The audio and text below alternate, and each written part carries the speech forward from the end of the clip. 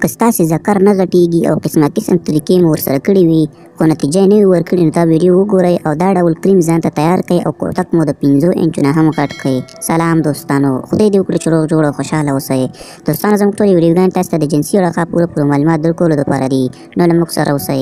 دوستانو په نننۍ ویډیو کې به زه تاسو ته دا معلومات درکوم که چېرې تاسې کوښښ کړی وي او تر ډېره موده هلې ځلې کړي وي تر څو خپل ذکر غټ کړئ، موټی کړئ او کلک یې کړئ خو تاسې بریالي شوي نه یاست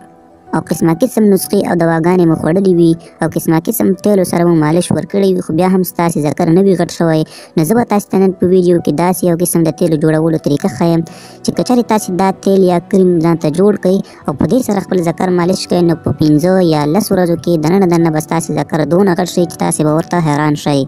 که سر ستاسې ذکر 3 انچه وي نو هغه به تر 15 انچو غټېږي، که چېرې ستاسې ذکر 4 انچه وي نو تر 15 انچو به غټېږي، که چېرې ستاسې ذکر د دې نه کوچنی وي نو 1 انچ یا 2 انچه غټوالی به ستاسې په ذکر کې راځي. خو د دې نه مخکې چې زه تاسې ته د دې کریم او تیلو جوړولو طریقه وښیم، که چېرې تاسې زموږ د یوټیوب چینل نه وي سبسکرایب کړی نو زموږ د یوټیوب چینل سبسکرایب او په خوا کې ورسره د ټلۍ نشان هم ووهئ تر څو همدغسې معلوماتي ویډیوګانې د ټولو نه اول تاسې ته در ورسېږي.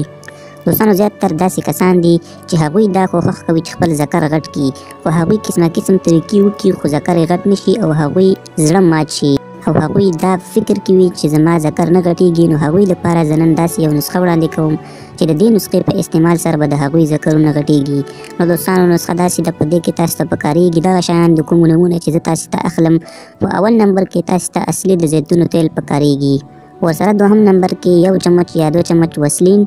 ورسره 3 نمبر کې 2 یا 3 نیموان، ورسره په 4م نمبر کې 1 چمچ د غاښونو کریم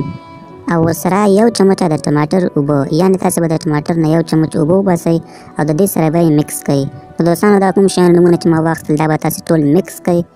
او د دې نه به تاسې کریم شانته جوړ کړئ او د دې کریمو استعمال به بیا تاسې داسې کوئ هره شپه چې تاسې د خپلې مېرمنې سره کوروالی کولو یا کوروالی که تاسې نه هم کول نو د هغې نه وروسته به تاسې په دې سره خپل ذکر مالش کوئ خو کوښښ وکړئ چې تاسې تر ذکر هغې پورې مالش کړئ تر څو پورې دغه غوړوالی ستاسې په ذکر ور دننه شي. نو څه ټایم چې تاسې په دې باندې خپل ذکر مالش کولو نو د هغې نه بعد به تاسې دې نه یو ټوټه تاووئ تر څو ستا غوړوالی ستاسې د پتوک پورې پاتې نه شي او تر سهاره به یې پرېږدئ. کله چې سهار تاسې د خوبه پاڅئ نو په نیمو ګرمو اوبو سره به تاسې خپل ذکر ومینځئ.